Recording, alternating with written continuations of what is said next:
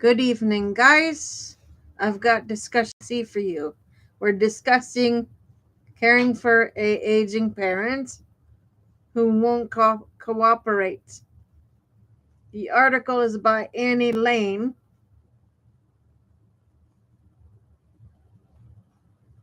Okay. Um,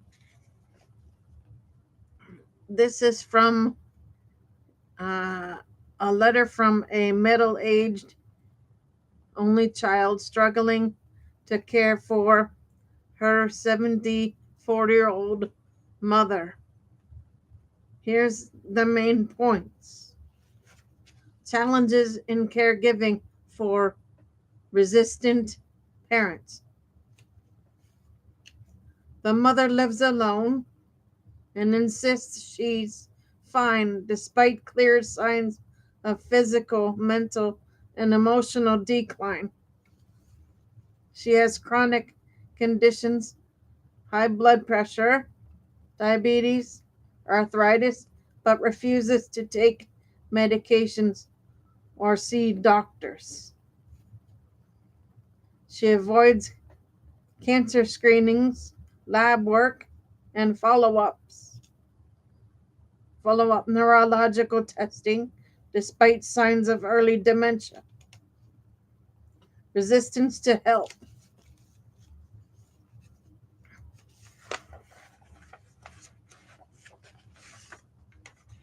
Okay.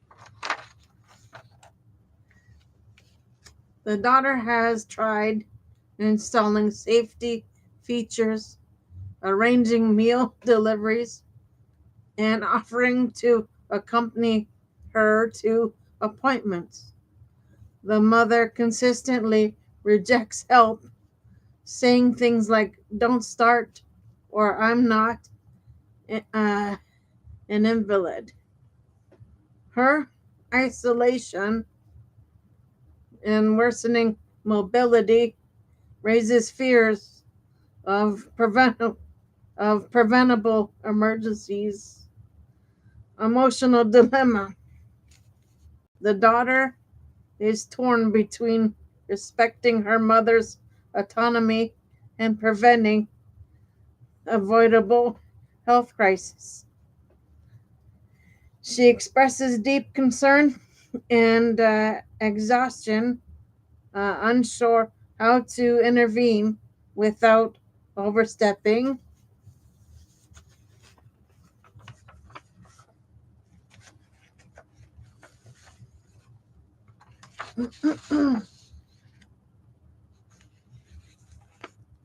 Would you like to explore strategies for navigating this kind of situation? Perhaps ones that balance autonomy with safety and cultural sensitivity. There are several thoughtful strategies you can use to approach this situation described in caring for an aging parent who won't cooperate. These aim to balance respect for autonomy with proactive care while being sensitive to emotional and cultural dynamics. Okay, guys, I'm going to go through these for you. This may help some other people going through this situation with their parents. Okay, so refrain from the conversation. Avoid direct confrontation. Instead of saying, "You need help," try, "I won't worry because I care. I can we talk about what feels safe to you?" Okay? Ask them questions. See what their feedback is. It may not fit yours, but it may appease them at the time. Instead of making a total blow up of a situation.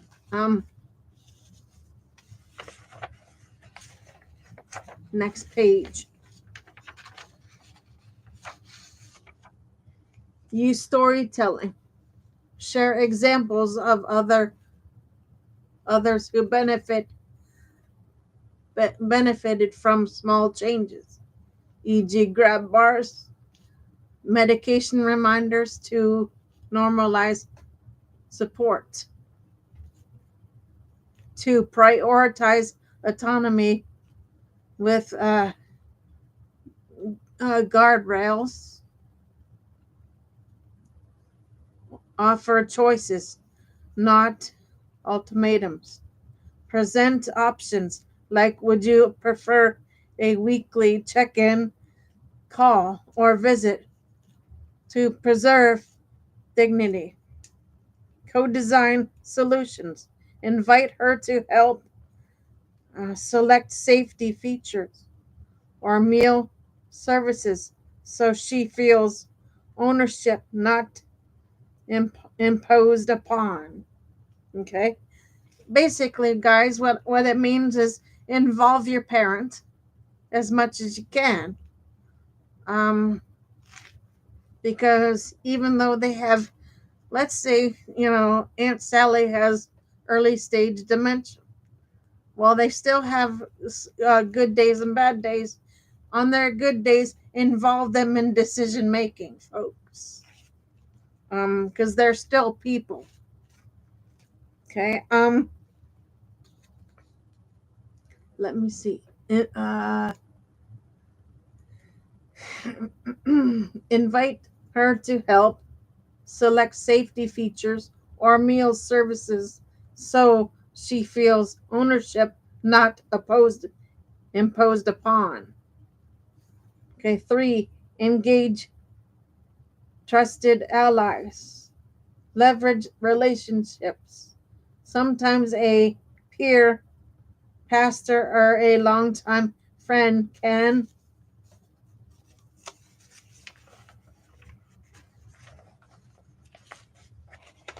deliver messages more effectively than a child.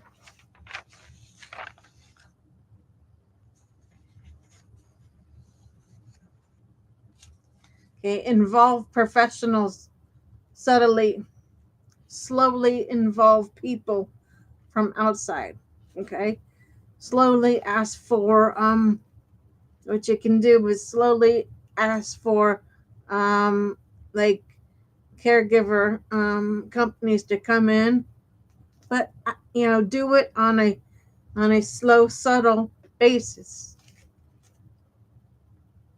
Okay, involve professionals subtly. A home health nurse or social worker can be introduced as a wellness check rather than a formal intervention. Use gentle persistence. Start small, introduce one manageable change, e.g., a pill organizer or a fall alert device, and build trust over time. Respect refusals, revisit later. If she says no, acknowledge it and gently return to the topic when circumstances shift. Revisit it later, folks. Don't harp at something when your loved one is distressed about it. Don't push it. Let it sit for a while and then revisit it when they're calmed down. Okay. Support yourself too. It's all about um well, while your loved one needs your supports, you need to support yourself and take time for you also as their caregiver. So there's no chance of burnout. So take 5 for yourself when needed. All right.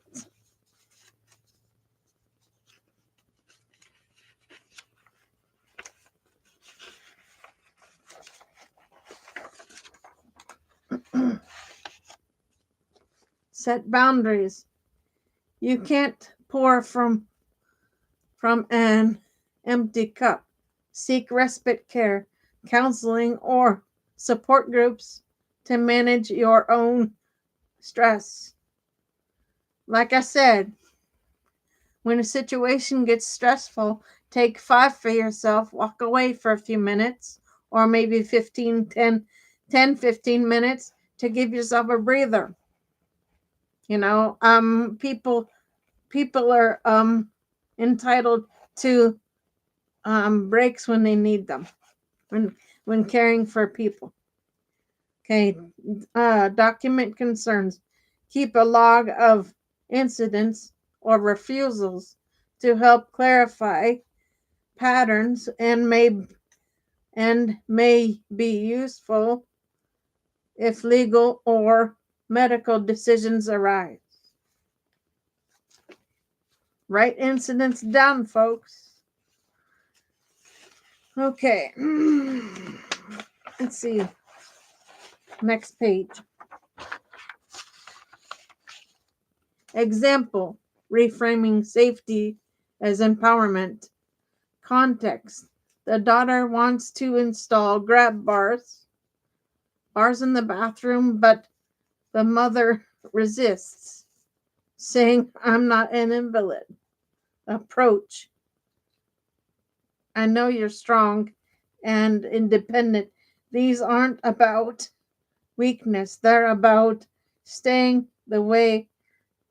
staying that way. Think of them like seat belts. You don't expect a crash, but you wear one just in case. Why it works. It validates her identity while reframing the intervention as a proactive choice.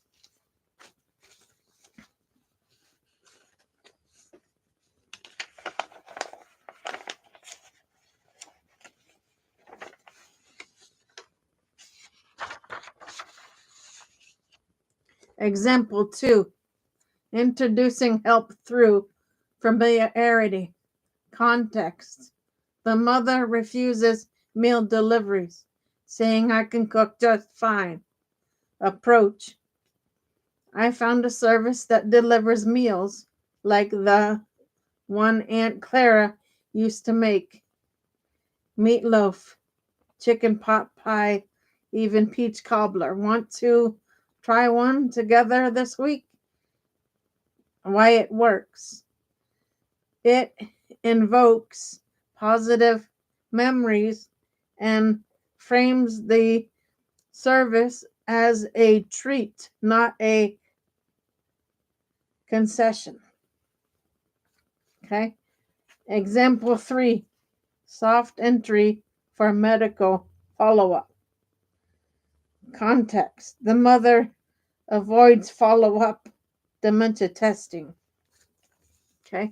Here's the solution, guys. I'm going to give it to you.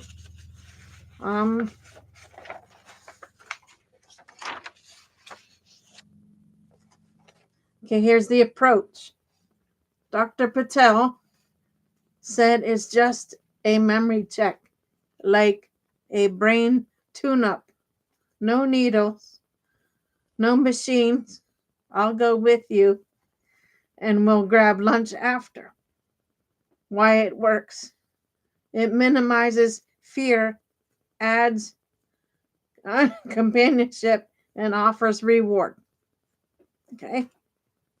Guys, if you have a hard person that's a senior citizen, you always have to find a reward after asking them to do a task or to go along with the routine of things.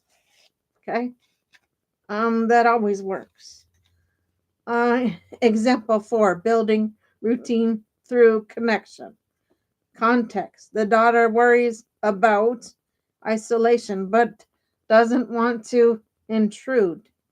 Approach: how about we do weekly coffee call? I'll brew mine, you brew yours, and then and we'll catch up. No agenda, just us.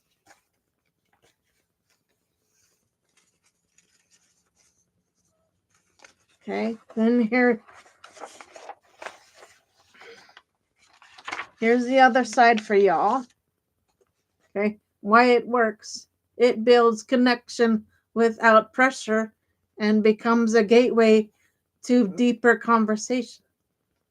Would you like to co-develop a conversational kit tailored to culturally distinct or frailty aware contexts? I can help you script variations based on tone, relationship dynamics, or health literacy. Here are some nonsense strategies for handling resistance when caring for an aging parent, especially in situations like the one described in Annie Lane's article. Okay, then we've got down here, we've got validate autonomy while creating safety. Let's discuss that one. Okay.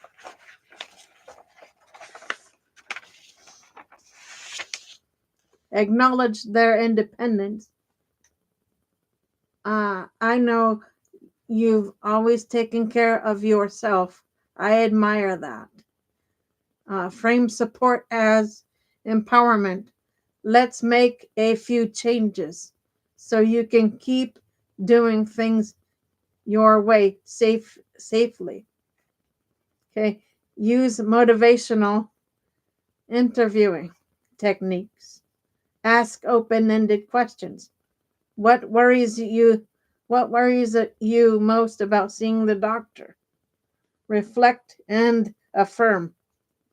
It sounds like you're afraid of being labeled. That makes sense. Guys, this show for tonight is all about involving your parent, whether they have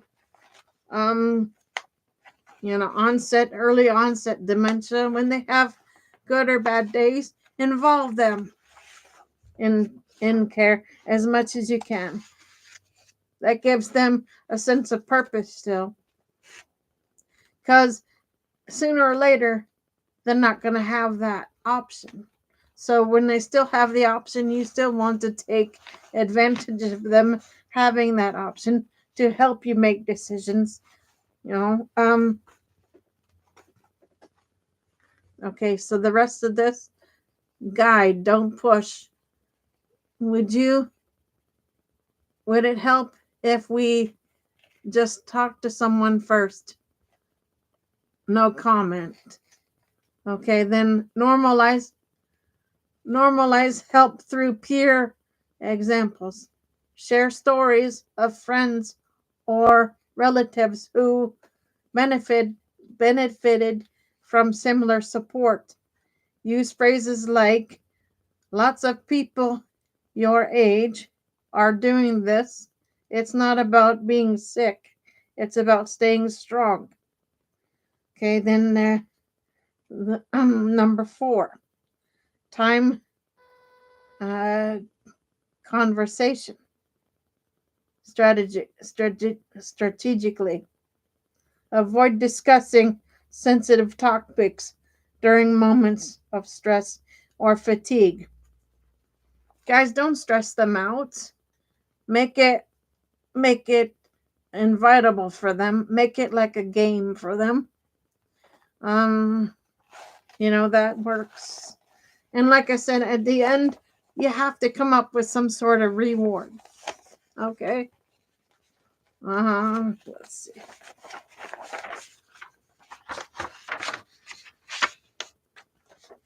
Choose calm, familiar settings, like during a shared meal or walk. 5, Build a circle of influence. Involve trusted figures, faith leaders, longtime friends, doctors who may be more persuasive. Consider family meetings to share concerns collectively, reducing the sense of being singled out. 6. Revisit. Like I said, revisit a situation later if you have to. Okay. I'm going to explain that one now. Keep a respectful log of refusals, incidents, and symptoms. Use this to gently revisit concerns over time, showing patterns without judgment. Okay? Documentation shows they have a pattern that they need help with. Gives the professionals a framework to work from. Okay? Last page, guys. Would you like to co-create a resistance response toolkit tailored to frailty-aware, culturally distinct caregiving contexts? I can help you script responses, design decision trees, or build a participatory care map. Okay, guys, so that is C for you. I might jump back on later after a small break. So give me a little bit and I'll see if I can jump back on for D. For now, Gator Wellness. Take care, folks.